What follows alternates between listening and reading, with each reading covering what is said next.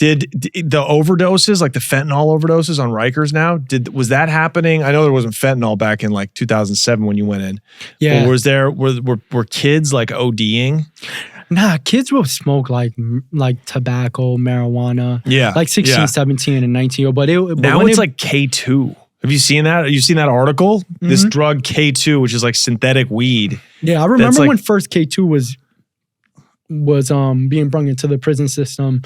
I didn't know what it was at first. You know, I think for me, like, you know, like a lot of us being that young, we wasn't messing with the heavy drugs, right? Like that was the more older crowd, right? And you get what I'm saying? Like people who are coming in, and that was the older crowd. That, like, for us was like the marijuana, the tobacco and stuff like that. But I feel like now, like the teenagers are like K2s and stuff like that. Yeah, I don't know, it's man. Crazy. Like well, on Rikers, I mean, you know, because it's so little. That's just a tiny bit of that fentanyl can kill you. Yeah, I know. And it's very scary. it's very scary. And if you're incarcerated, your tolerance is lower. So it's like, it's even easier to OD. So yeah, even for me, like I was more like a tobacco, you know what I'm saying? Like you would figure out who had the tobacco and try to buy it off them. Yeah. You know, like I never even wanted to really put my family in that circumstances, right? Like I've been in times when they put me on lime green suits and it's like, yo, why they got me in this? I'm not even, you know, trying to pull in drugs. Well, that person you come and see you is very shaky. You know what I'm saying? It's like, maybe they scared of Rikers. Yeah, exactly. You know what I'm saying? So, but for me, like when I started bringing in like tobacco and stuff like that was when I went back to court. When I was 19, when I was like, I was trying to have my cases run concurrent. Yeah. So I can just do 3.5 years or have time served and go home. And for me, like coming home meant like, you know, correct. I mean, for me, going to Rikers meant like people would tell you like, yo, you can get some tobacco because they sell it there. And you got to learn how to boof all that. Right. So would you boof tobacco? Oh, I will boof so much. Wow. That means I literally had to be in a toilet and so much and literally... It's a very scary scene, right? Yeah. Like you got to clean yourself up. Right. You got to. So you could boof tobacco from the downtown courthouse from going to Rikers from going upstate to Rikers. So it's a lot of times you're landing in Ulster. So Ulster is your last stop. You know, a lot of times what people will do from the facility they at to Ulster, they will boof something. Yeah, right? Like a. You know, so boofing is when you 4 fingers. You shove a balloon so far up your ass that when you spread your cheeks and cough for the guards, they can't even see it. Yeah, so that's scary, man. But a lot of times, like I don't want anything damaging my.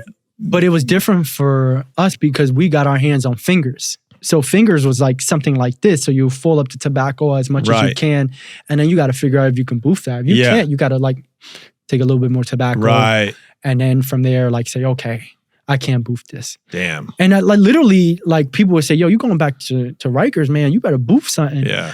And I was like, I gotta go boof something. How much could you sell tobacco? Like, how much could you sell the tobacco for? You could sell them for like, probably like 30, 60. But that's nothing, right? Like you can get somebody and say, yo, I'll give you 40. If it's so dry and like, yo, we haven't had tobacco here in like a month. Yeah. You like, dude. Yo, send $40 to my family, and then they'll let me know. Yo, you got that? And literally, that dude will be waiting until I get my. Yeah, and like we had a guy on here, the guard who was on here. He made like a 6-figure living easily just bringing in the tobacco. That shit is dangerous, and like I get it because you got a different method. But when you boofing, it's you're putting your insides. Yeah, no, he didn't boof it. He just, he walked in with it, right? Like, but I'm just talking about the potential to make money. Yeah, like that's how valuable it is when they made cigarettes illegal on Rikers. That's why I'm shocked that they haven't done it in the state system. And they shouldn't because no, they should not. Right. I get it. Whoever anyone out there who doesn't like smoking cigarettes, cool. They're respectful, but there are people who smoke to take a stress relief. Yeah. And I get it. Like that's a very scary thing, right? Because some people might, you know what, you know what? Let me go get this. Let me go get this It's a cigarette. calming thing. Yeah, it's a calming thing. It's just like soldiers in war. They're smoking cigarettes. Like just everybody in mind the your war fucking- yeah, smoked. let me just smoke. Let me just mind my Let these business. motherfuckers smoke. Yeah, and when I was in Green Correctional Facility, they had to bring more older, like people who had life, because we had a school and we had DMV. You get what I'm Yeah. So Oh, basically, right, if you yeah. call DMV and trying to check out about your driver's license, Yeah. you're calling someone in New York. You might be calling someone in Green Correctional Facility. Oh, so you guys were working. Some you guys were people were answering calls for the DMV. answering calls. Oh, wow. Yeah, Wow. like going, a lot of that population will it was able. Be calmer. Yeah, but it was able to bring people who had life. And they needed to, right? Because Green Correctional Facility was like So wild. bunkers. Wild. Just all young gang members. All young, all of us. So when you bring a lifer into that situation, for people who don't know, generally, like they're the OGs. They usually are able to organize and bring like truces and peace amongst these or the be a craziness. voice. Yeah, like you and the people we was getting like were notorious people who did a lot of time and have been the calmest.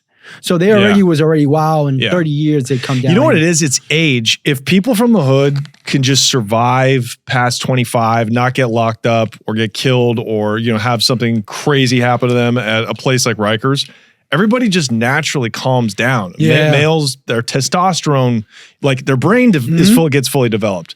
Their testosterone goes down. Like everybody gets a perspective on life. Yeah. But it's when you get locked up at 13 or 16 in a RICO case, and then you go to Rikers and then you suffer all this like the odds of you ever being normal enough to be in society go down dramatically. Oh yeah, I mean, like I get it, and I met a lot of people who didn't have father figures, maybe the wrong role models. Right. You know what I'm saying? Like I grew up around like my role models was drug dealers, pimps. At least you had members. something though. You had men in your life. Yeah, you know what I mean? I started having more of the role model coming home, right? Like I knew that you can't, you need a village